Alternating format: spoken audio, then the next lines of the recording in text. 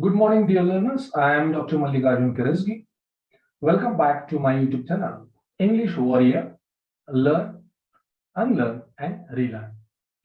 Dear learners, today we are going to learn complex and compound sentences, subordination, and coordination. At the same time, we are going to learn clauses in terms of VP, finite clauses, non-finite clauses, and verbless clauses. In this lecture, we are also going to study clauses in terms of function, nominal clauses, adverbial clauses, relative clauses, comparative clauses, prepositional clauses, and comment clause. So, dear learners, I request you all to watch my earlier video on simple sentences and don't skip this video.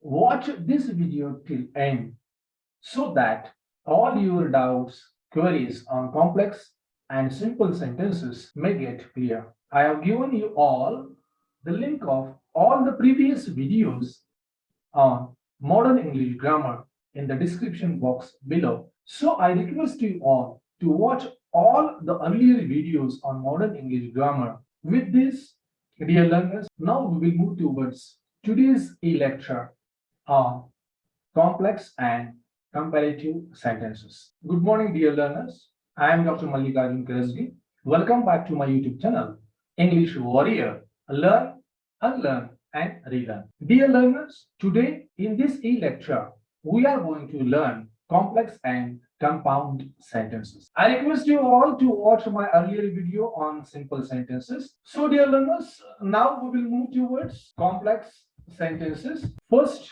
we will try to understand the definition of complex and compound sentences. A sentence may be simple or multiple. As already we have studied, a simple sentence is a single independent clause. The multiple sentence, on the other hand, consists of two or more clauses. The multiple sentence may be seen as complex or compound complex sentence. In a complex sentence, there is always a relationship of subordination. And in a compound sentence, on the other hand, there is always a relationship of coordination. When these two relationships are combined, we have a compound complex sentence. Dear learners, I would like to repeat once again so that you can understand easily. We have already studied the simple sentences in the previous video. Today, in this video, we are going to learn complex sentence. What is complex sentence, dear learners? Complex sentence is a sentence in which there is always a relationship of subordination. There is a relationship of subordination. And on the other hand, in compound sentence, there is a relationship of coordination. So there is a relationship of subordination and coordination in complex and compound sentences. Dear learners, when these two relationships are combined, we have a compound complex sentence. We have a compound complex sentence. Let us study below the diagrammatic representation of the complex, the compound, and the compound complex sentences. For example, all of us believe that the partition was a historical necessity. Here, we will try to understand this sentence with this diagram. This is a sentence which is a complex sentence. For example, main clause, subject, verb, and object. Subject is NP, all of us. Here, this all of us is a subject. VP, believe, is a verb phrase. VP, and that the partition was a historical necessity. It is object, but it is sentence clause. That is a conjunction. That subject, noun phrase, the partition. Verb phrase was a historical necessity is complement, that is noun phrase. So this sentence is known as complex sentence. In the second example, we saw the film and returned home. This is an example of compound. This sentence is a compound sentence. Main clause, we saw the film. This is the main clause. Conjunction, and returned home. This is also main clause. We returned home. So two main clauses are combined with the help of the conjunction and. So it is compound sentences. Two independent clauses are combined. In the third example, we left the hall after the concert was over and the audience disappeared. This is the sentence and the example of compound complex. Which is the main clause? Subject, verb, object. We, this is the subject. Left, verb phrase. The hall, this is object. This is adverbial. After the concert was over and the audience disappeared. But this is a sentence clause. After the concert was over, this is one more sentence clause and is conjunction, and this is also a sentence clause. The audience disappeared. After the audience disappeared. So here a combination of compound and complex sentence. So this sentence is known as compound complex sentence. These clauses can thus be shown as related to each other in terms of subordination and coordination. The term subordination implies the relationship of bondage, generally marked by the subordinators such as that, if, though, because, WH words, etc. The term coordination implies the relationship of linkage, generally marked by coordinators such as and, but, or, etc. In subordination, the two or more clauses are never of equal status or rank. The one clause in which the other clause is included or embedded enjoys somewhat higher status or rank and is hence called the main clause. The other one is a subordinate clause. For example, in the sentence, I know that the earth is round. Dear learners, I would like to repeat. The one clause in which the other clause is included or embedded enjoys somewhat higher status or rank is hence called the main clause. The other one is subordinate clause. For example, I know that the earth is round is the main clause. This is the main clause. But that the earth is round is the subordinate clause. This is the subordinate clause. There are two clauses, and that the earth is round is dependent clause. I know. In coordination, the clauses are of equal status or rank. In coordination, the clauses are of equal status or rank. They are thus coordinated to each other and are hence coordinate clause. So they are known as coordinate clause. For example, Mary loves John, but John hates her. In this example, Mary loves John is one independent clause. This is independent clause. Means it is simple clause. And John hates her. This is also another independent clause. These two clauses are linked by the coordinator, but here these two independent clauses are joined by the coordinator, but, and are hence called coordinate clauses. So these clauses, this sentence is known as coordinate clause. The relationships subordination and coordination are as well as applicable to the words and phrases as well as to the clauses. For example, in the noun phrase, the name of the college is the main phrase, while of the college is the subordinate phrase. Dear learners, I would like to repeat. The name of the college is the clause. The name of the college is the main phrase. This is the main phrase. While of the college is the subordinate phrase. To cite another example, we link one noun or noun phrase with another noun or noun phrase using a coordinator and, as in Antony and Cleopatra. Here, two nouns are joined by a coordinator and. Antony and Cleopatra. This it is a coordinate phrase. Now, Dear learners, we will move toward the study of clauses in terms of the structure of VP, verb phrase. In terms of the structure of VP, clauses are subdivided as finite clause, non-finite clause, and verbless clauses. Number one, finite clauses. A clause with a finite verb phrase is called a finite clause. It is very simple, dear learners.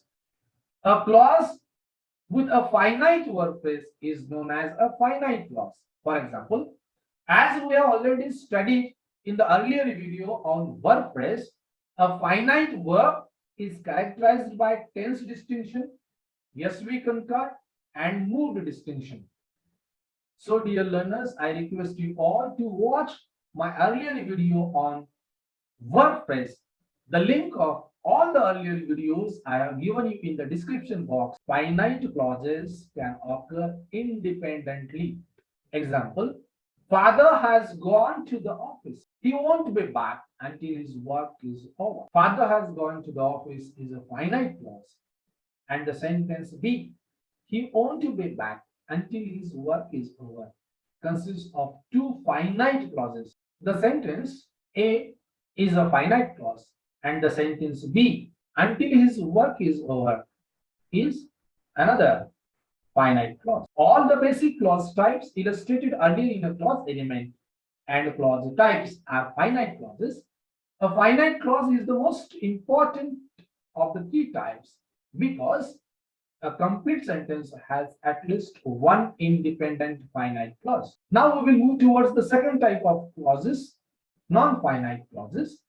A clause with a non-finite verb phrase is called a non-finite clause. Dear learners, please remember a clause with a non-finite verb phrase. Such clause is known as non-finite clause. A non-finite verb phrase begins with, dear learners, we have to remember that a non-finite clause begins with an ing participle. Number one, an ing participle. Number second, an en participle or ed participle. And third is an infinitive, that is with or without participle to infinitive clause, and can occur generally without subject. There is no subject. Moreover, it does not indicate any tense distinction. Dear learners, please remember, finite clause makes tense distinction. Non-finite clause doesn't make any tense distinction. There is no yes we concur or mood distinction. Non-finite clauses do not occur independently. Please remember, dear learners, as we have already discussed, finite verb phrase occurs independently. Non-finite verb phrase doesn't occur independently. In other words, they are subordinate clauses. Number one, dash ing participle clause or dash ing clauses. Dash ing clauses can occur with or without subjects. For example, with subject, the case having been decided in my favor, I was the happiest man on earth. The case having been decided. Without subject, entering the room, I switched on the light. And dash ing clause can be further subdivided in terms of function. A nominal function such as subject, object, etc. Subject, nominal clause functioning as subject. Praying God is a good habit. Here, praying God, it is nominal clause, dash ing clause. I like eating an apple a day. I subject like verb. Eating an apple a day. It is object, nominal clause, dash ing clause. Here, nominal clause dash ing implies dash ing clause functioning like noun or noun phrase. Hence, it is called a noun clause or nominal clause. Number second, adverbial function. Adverbial dash ing clause functioning as not knowing Pakistan's intentions, the PM went to Lahore by bus. Here it is adverbial clause dash ing implies dash ing adverbial clause. Post modifier in an NP. A relative clause with dash ing participle functions as modifier in an NP. We stopped the passengers smoking in the railway compartment. We stopped the passengers object ENP modifier relative clause dash ing clause smoking in the railway compartment. Here, relative clause dash ing means an ing participle relative clause. Number second, dash en participle clause or en clauses. An en clause can occur with or without subject. Please remember, dash ing clause occurs with subject here or without subject. En participle clause also occurs with or without subject. With subject, the letters posted. We left the office immediately. Here dash en posted. Without subject, smeared the blood. Subject. It is without subject. Smeared the blood. He was arrested. And en participle clause can be further dealt with in terms of function. Adverbial function. An en clause with an adverbial function is called an en adverbial clause. For example, disguised as a baker. Here, adverbial clause, en clause functioning as adverbial. Odysseus presented himself before his wife Penny. Post modifier or modifier in a noun phrase. A relative clause with en participle can function as post modifier in a noun phrase. For example, subject, the information, noun phrase, modifier, relative clause, dash en clause, given at the inquiry window was not reliable. Here, it functions as modifier. The third clause, infinitive clause, with or without to. An infinitive clause can occur with or without subject. With subject. The best thing is for you to go and see it yourself. Without subject. The best thing is to go and see it. An infinitive clause can be further considered in terms of function. Nominal function, adverbial function. Nominal function. An infinitive clause with noun or nominal function is called an infinitive nominal clause. I want you to listen to the news carefully. Here, it functions as object, nominal clause, infinitive. Adverbial function. An infinitive clause with an adverbial function is called an infinitive adverbial clause. People work long to earn a lot. Here, to earn a lot, it is adverbial and it is infinitive adverbial clause. Post modifier in an NP. A relative clause with an infinitive can function as a post modifier in an NP. Hence, it is called an infinitive relative clause. This is the best car to buy. The best car is complement, the NP, and to buy is a modifier, relative clause, infinitive. Now we will move towards the third clause, verbless clauses. Verbless clauses are clauses without any verb element and often without any subject also. Dear learners, please remember, verbless clauses are clauses without any verb element and often without any subject also. Although they are not clauses proper, they are treated so because they can be analyzed in terms of one or more clause elements. It can be assumed that the form of the verb be is omitted. For example, whether right or wrong, I will do it again. Here, whether right or wrong is a verbless clause.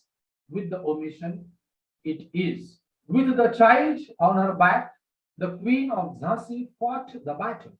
In the sentence above, the clause with the child on her back is a verbless clause marked by the preposition with. A clause marked by a preposition is often called a prepositional clause. Dear learners, now we will move towards the study of clauses in terms of clause function.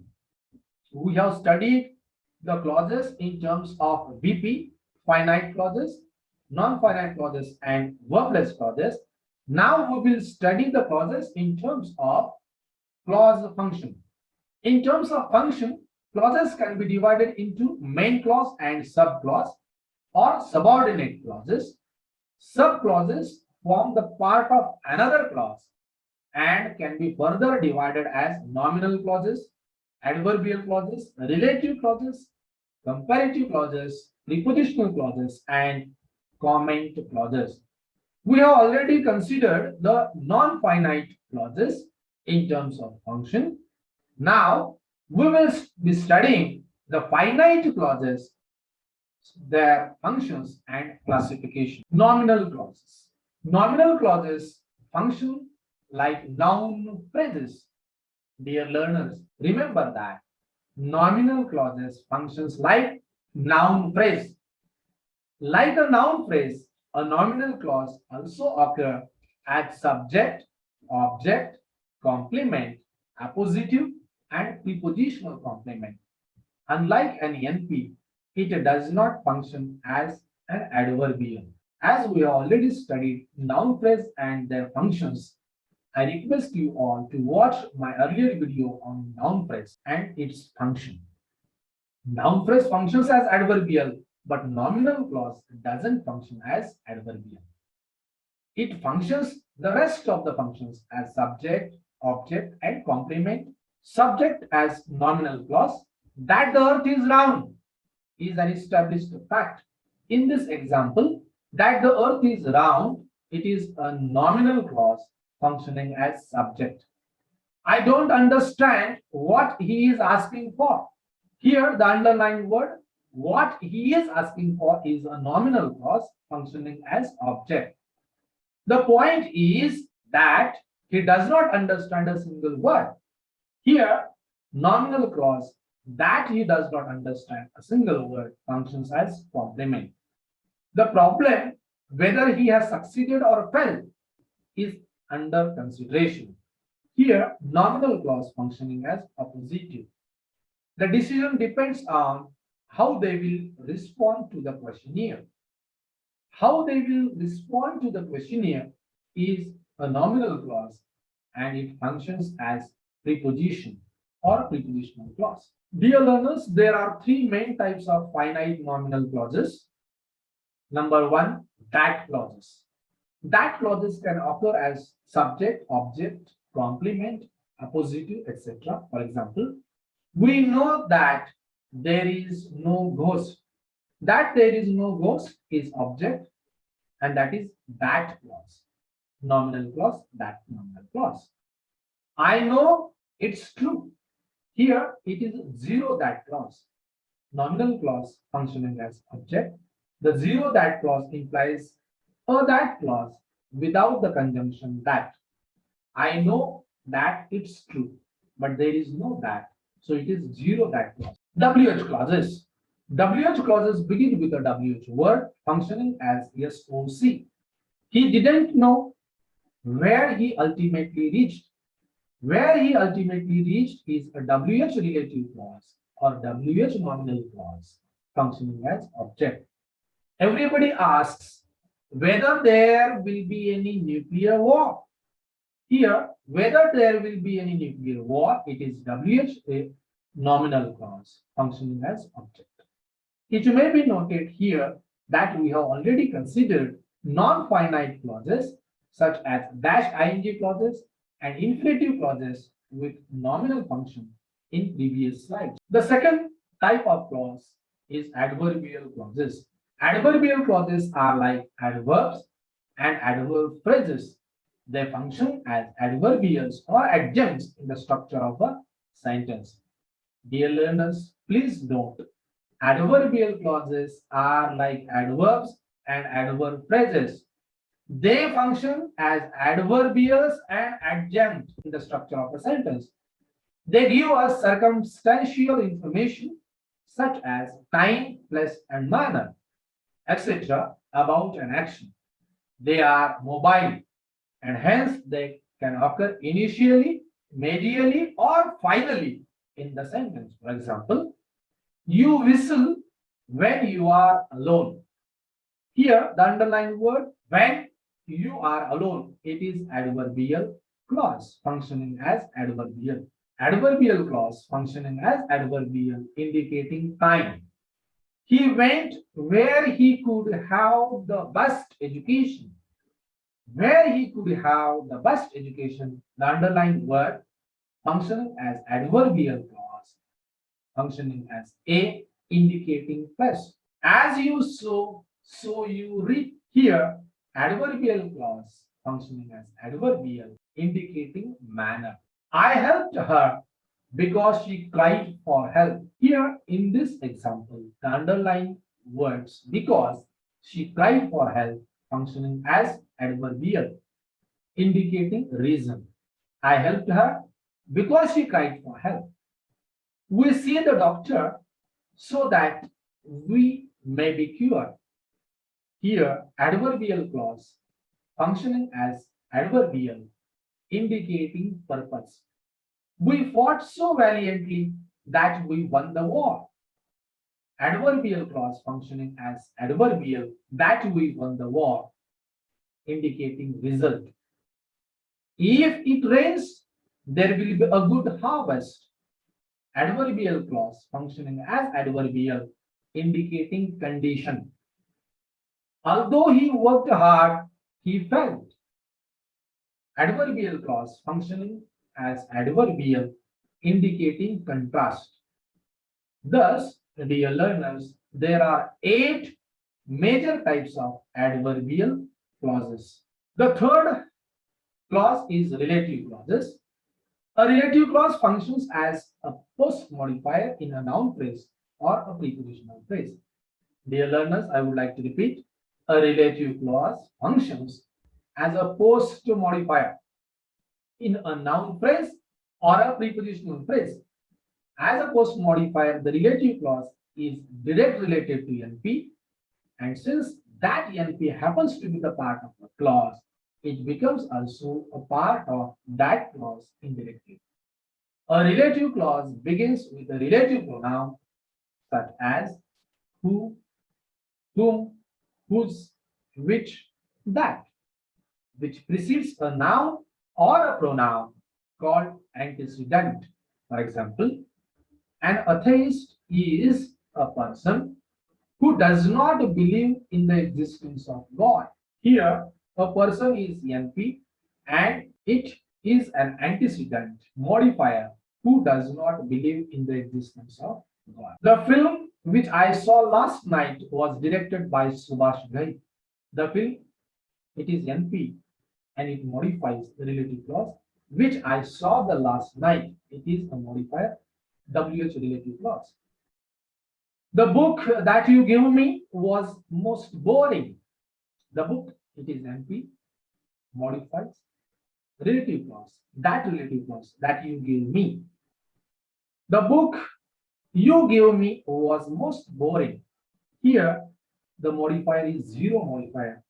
Thus, we distinguish between WH relative clause, that relative clause, and zero relative clause. In the WH relative clause, we can include such relative clauses as begin with where, when, and why, preceded by an antecedent indicating place, time, and reason, respectively. For example, this is the place where I was born. Here, where I was born is a modifier, relative clause, WH relative clause. Do you remember the day when we got married? When we got married, it is indicating the time when. There are 2 types of relative clauses, restrictive or defining and non-restrictive or non-defining relative clause. A restrictive relative clause restricts or defines the meaning of the antecedent. For example, a person who treats patients is called a doctor. It is a relative clause. It restricts or defines the meaning of the antecedent, a person, NP, subject. A non-restrictive relative clause, on the contrary, does not restrict or define the antecedent. It just gives the additional information about it. For example, my brother, comma, who lives in England, again there is comma, is a great mathematician. My brother who lives in England, it means is a non-restrictive relative clause. It doesn't restrict the antecedent, my brother. The non-restrictive relative clause is marked by the commas preceding and following it. Besides these two, there is also a third type of relative clause called the sentential relative clause. The antecedent here is not a noun or a pronoun, but the entire clause preceding it. A sentential relative clause always comes at the end of the sentence or clause to which it relates. It is invariably introduced by the conjunction which. For example, he is not available in his office, which is really very surprising. Which is really very surprising is a relative clause. In terms of meaning, it is a comment on what has preceded it, but structurally it is a relative clause. The fourth clause is comparative clause. A comparative clause is one in which there is a comparison given in explicit terms. As the word itself suggests, comparative clause. It means there is a comparison. Usually it is subclause with a post-modifying function. It begins with than, which is a conjunction and not a preposition in a comparative phrase. For example, the conjunction than or as follows a comparative element which may be an NP, an adjective phrase, or an adverb phrase. For example, he has more credit than I have. More credit, it is NP, comparative element. Than I have, it is modifier, comparative clause. She is taller than her sister is. Is taller is adjective phrase, comparative element. Than her sister is modifier. Manjiri is as healthy as her sister is. As healthy, it is adjective, comparative element. Modifier as her sister is. A man works harder, adverb phrase, comparative element, harder than a woman does, modifier. The fifth clause is prepositional clause. A prepositional clause, like a prepositional phrase, begins with a preposition. Dear learners, please remember, a prepositional clause, like a prepositional phrase, begins with a preposition. There is a preposition followed by a nominal clause. So, to put it in the form of an equation, it will be preposition plus nominal clause is equal to prepositional clause. As we have already studied prepositional phrase, a prepositional phrase consists of preposition plus noun phrase is equal to prepositional phrase. In the same manner, prepositional clause consists of a prepositional plus noun clause is equal to prepositional clause. In a finite prepositional clause, the preposition is followed by a WH element. Like a prepositional phrase, it functions as an adverbial or a post modifier. Example, the world was astonished at what Pakistan did in Kargil. At what Pakistan did in Kargil, it is a prepositional clause. We have little evidence of who played the mischief. It is a modifier prepositional clause. All the discussion of the functions of subclauses can be summarized thus: direct subordination, clauses as elements of clauses or sentences, types of clause, nominal clause functions as subject or object, adverbial clause functions as adverbial, prepositional clause functions as preposition. Indirect subordination, clauses as elements of phrases, types of clauses and function. Relative clause functions as modifier in NP. Comparative clause, modifier in NP, adjective phrase and adverb phrase. Prepositional clause, modifier in NP, adjective phrase or adverb phrase. The sixth clause is comment clause, and the last clause is the comment clause. A comment clause is called so because it is a comment on the veracity of the statement or the manner of saying or the speaker's attitude. It is usually related to the main clause and functions as sentence adverbial. There are two markers. Number one, the absence of the subordinating conjunction, and number second, the use of the commas before or after. The comment clauses can occur freely in any position, initial, middle, or at the end. For example, The earth, they believed once, was flat. Here, the underlined words, they believed once is common clause. I am afraid, I am mistaken. Here, I am afraid, it is a common clause functioning as subject. He won't turn up, to be honest.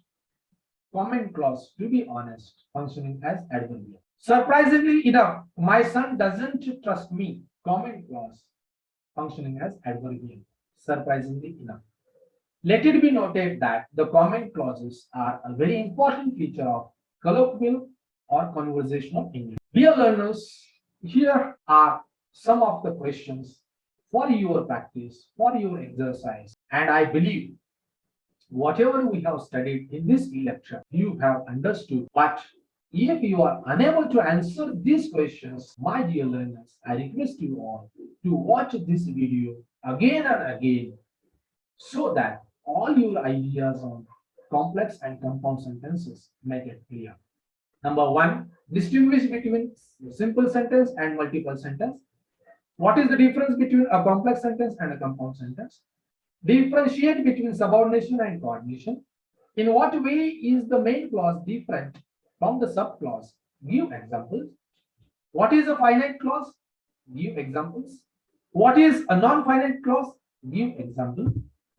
Name the three types of non-finite clauses. Also illustrate.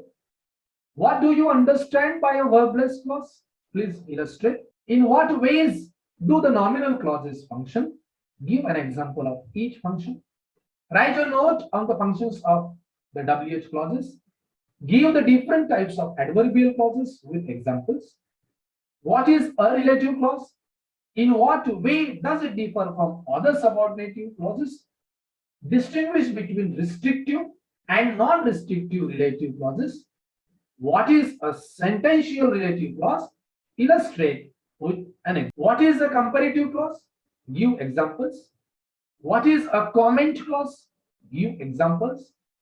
Identify the subordinate clauses in the following sentences. Also, comment on their form and function. I don't know who built the Taj. Whosoever comes late will be punished. The book you gave me was a masterpiece. If you could answer the question, I would be happy. What he said is true. You talk exactly as a teacher does. It is a fact that the earth is round. The truth is that I really loved her. Why you lie, one cannot understand. We should believe in what the scriptures say. My greatest pleasure is what you offer. My brother who lives in Mumbai is your classmate. I understand you have had some trouble with your eye. You had some trouble with your eye. I understand that Rome was not built in a day. I believe. Rome was not built in a day. I believe. I wonder whether he can answer that question. Home is where your friends and family are. Do you remember when Columbus discovered America? Once the book is published, it will sell like hot. Since I am ill, I cannot accompany you. As you sow, so you will reap. Are we happier than our ancestors were? While in the army, he learned a great deal about the first aid. My decision will depend on how much it costs. Combine each of the following pair of sentences so as to render it into a complex sentence, making necessary changes. What caused the explosion? No one understands it. I have hurt your feelings. I regret it. The government was indifferent to the problems of infiltration. That is our conclusion. When will the examination start? I am not certain. No party can get absolute majority. I am convinced about it. He felt miserable. We must face that fact. What should I do now? Can you tell me? How can one open the safe? Who knows it? Are you really enjoying yourself? I wonder. When did Vasco da Gama arrive in Goa? Can you remember it? Stand up. Otherwise, you won't see it. We tried our best, but we failed. Work hard, or else you won't succeed. You were living in Mumbai. I saw you then. He returned to India. From that point of time, I have not seen him. Identify the non-finite clauses in the following sentences as cling, cling, cling, cling, cl infinitive clause, and say what function they have in terms of SOAM, etc. I regret repeating the mistake. I am really sorry for not attending the party. I have nothing to say in the matter. Ravan being killed by Ram, Lanka was rid of the tyrant. I have read all the stories written by Tagore. To speak the truth frankly is sometimes nonsense. For me to go there at such a late hour in the night is really unbecoming. Was he given to drinking beer day in and day out? The children wanted to go home. We enjoyed bathing in the rains. I asked him to fill up the form rightly. The judge held him to be not guilty. Do you mind my smoking a cigarette? I want the work done at once. Have you heard my name being called? Dear learners, here I would like to conclude. If you have any suggestions, if you have any questions, queries, doubts, feel free to comment in the comment box, or you can directly send me your queries to my email ID, which I have given you in the description box, so that you can directly contact me and ask me your queries. I will try my level best to answer them. With this, I would like to thank you one and all. Thank you.